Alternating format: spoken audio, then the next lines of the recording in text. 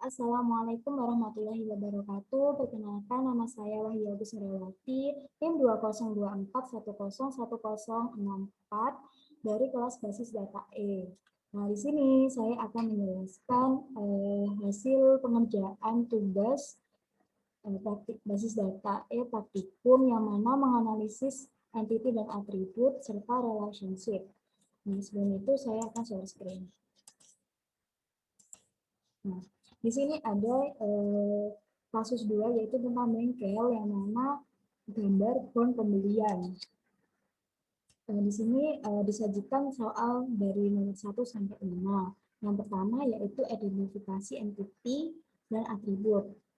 Sebelum itu apa sih entity? Entity yaitu merupakan sekumpulan database yang mana setiap entity itu harus punya yang namanya unique identifier atau UID.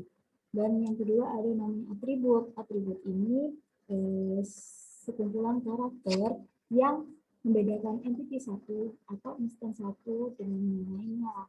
Mana ada 3 hal. Yang pertama ada benda nyata, peristiwa maupun abstrak. Nah, yang satu yaitu menganalisis atau mengidentifikasi entity. Dari identifikasi saya menemukan bahwa yang pertama data bengkel saya jadikan entity. Data bengkel ini maksudnya bagaimana? Yaitu data bengkel yang menyimpan data tentang item atau barang-barang yang ada di bengkel. Jadi ada yang namanya bengkel.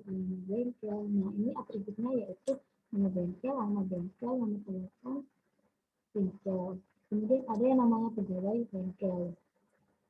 Nah, sebelum itu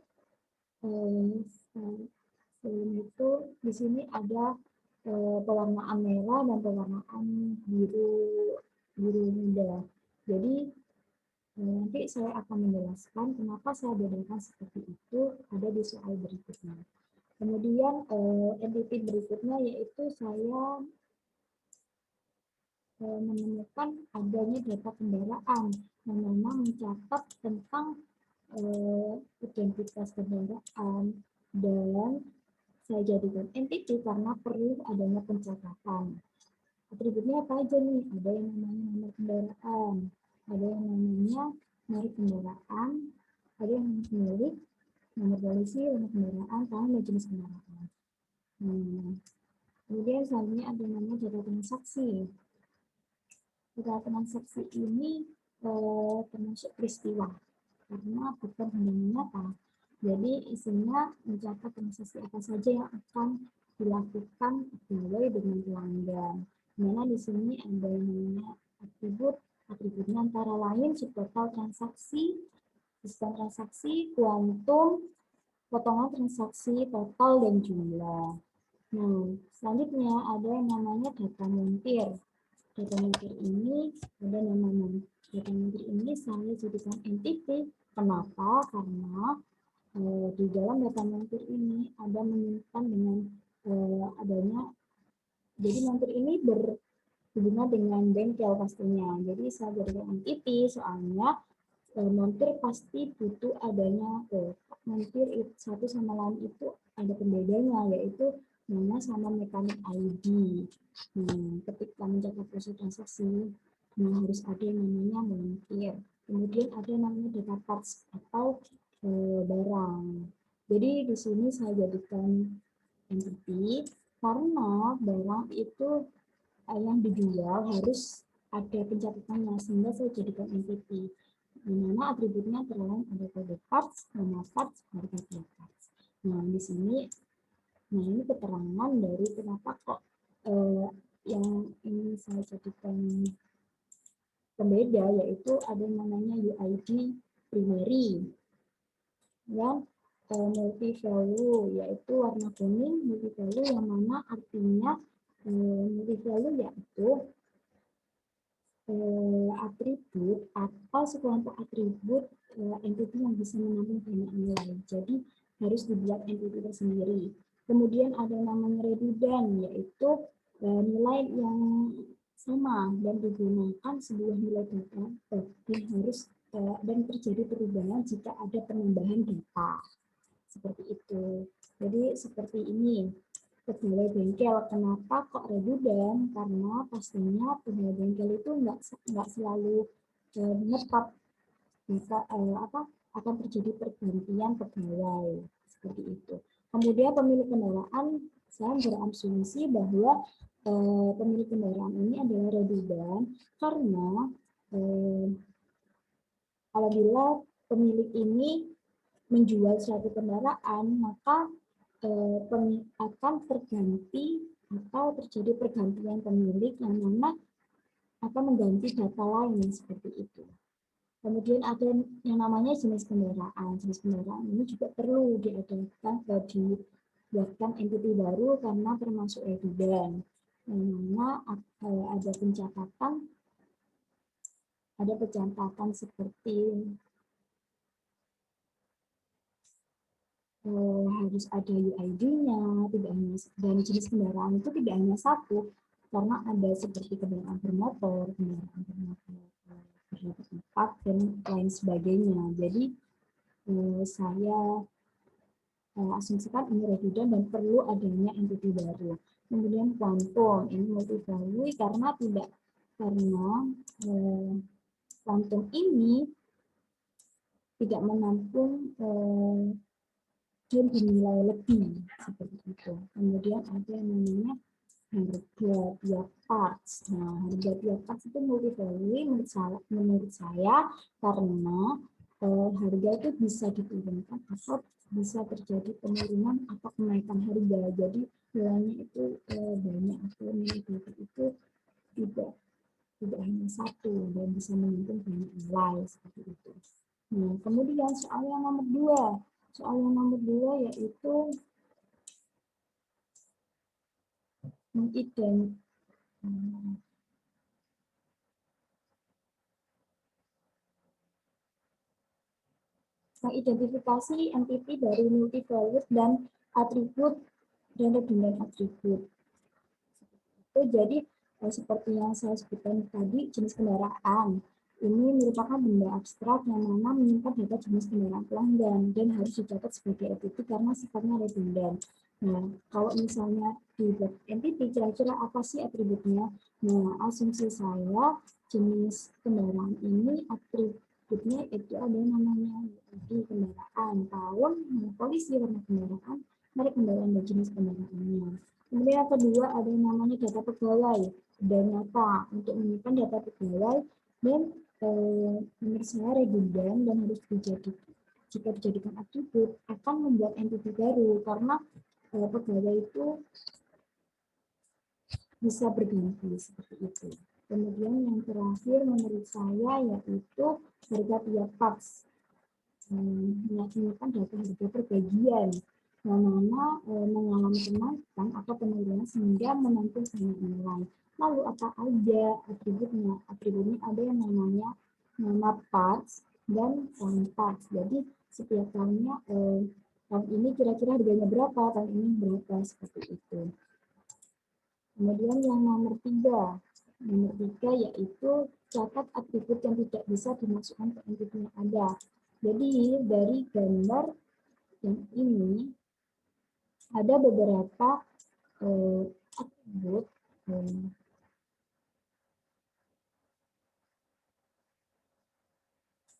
yang tidak bisa dimasukkan entiti. Kenapa? Karena seperti ini. Transaksi nama atributnya yaitu adanya total. Nah, total ini tidak bisa dimasukkan ke atribut entity karena subtotal merupakan turunan dari harga dan kuantum. Kemudian yang kedua ada jumlah yang mana entitinya itu berada di transaksi. Jumlah merupakan turunan harga dan kuantum, jadi tidak bisa masuk ke entity seperti itu.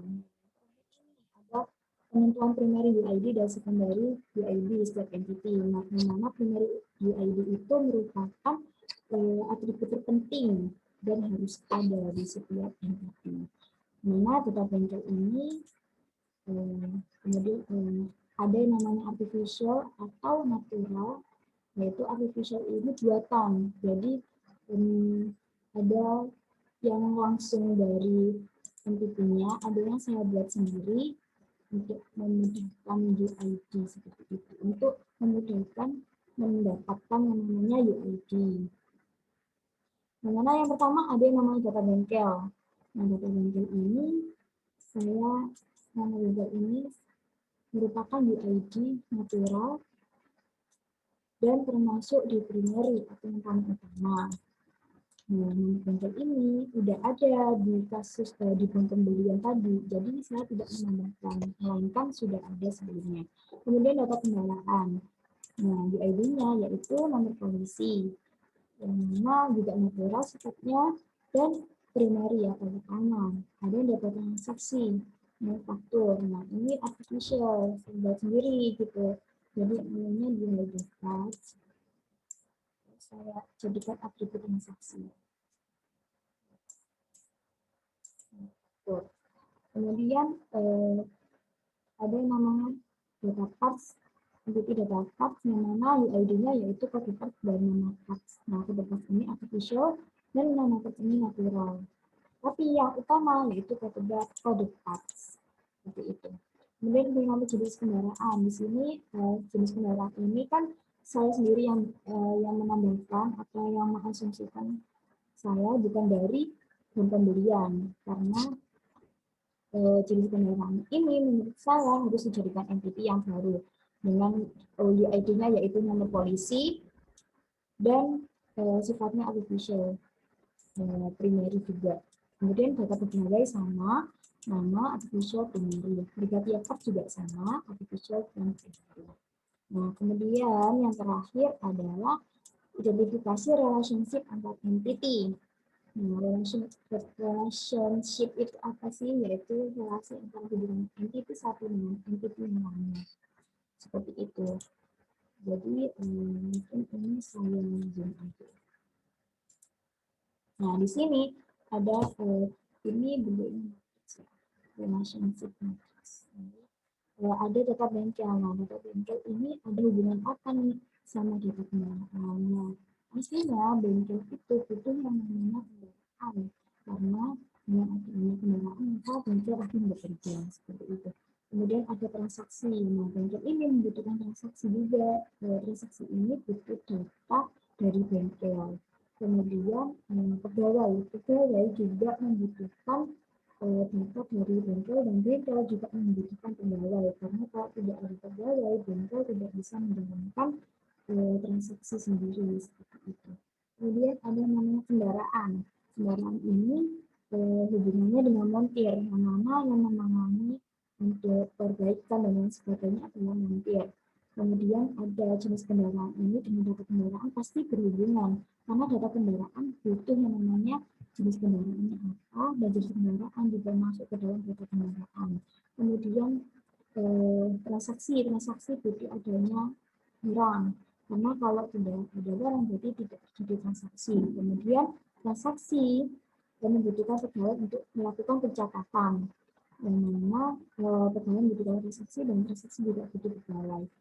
Juga di harga setiap parts atau satuannya ya. Jadi transaksi ini membutuhkan harga tiap parts, dan harga tiap parts ini membutuhkan transaksi. Kemudian montir ini tidak ada hubungannya baik dengan part, jenis kendaraan, pegawai, harga, tapi montir cuma berhubungan dengan kendaraan. Kemudian parts ini itu cuma adanya pegawai untuk pencatatan, dan harga tiap parts juga saling berhubungan. Kemudian pegawai juga membutuhkan harga tiap parts, dan harga tiap parts juga membutuhkan pegawai seperti itu. Nah, ini jadi hasil akhirnya kan seperti ini. Kemudian identifikasi, kemudian pembuatan diagram jadi diagram yang saya buat seperti ini. Data bengkel berhubungan juga dengan data kendaraan seperti ini. Jadi kendaraan juga butuh yang namanya transaksi, data bengkel juga butuh transaksi, ada tiap juga transaksi butuh saling berhubungan. Nah, di sini ada yang namanya UID juga, yang mana nama bengkel ini UID primary. nomor polisi, misalnya UID, terus izin jenis kendaraan, nomor polisi, nomor faktur, nama, kode pos, nama. Dan di sini saling berhubungan, bentuknya namanya dibentukkan diagram seperti dari kendaraan, itu yang namanya bengkel. Data kendaraan itu namanya bengkel, nah ini saling berhubungan. Kemudian transaksi juga itu yang namanya bengkel. Nah, seperti itu.